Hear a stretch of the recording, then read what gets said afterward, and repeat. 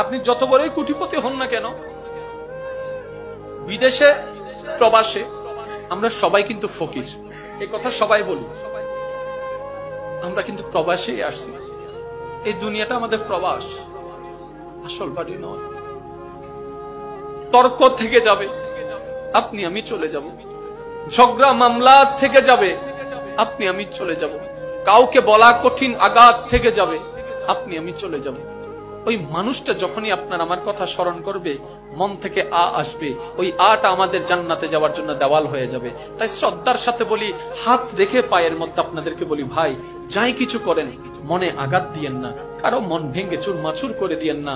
কারণ মানুষের মন রবের রহমতের ঘর, ওই মনে আঘাত দেওয়া অন্যায় ভাবে আল্লাহ কখনো মাফ করে না, মাফ করে না, মাফ করে না।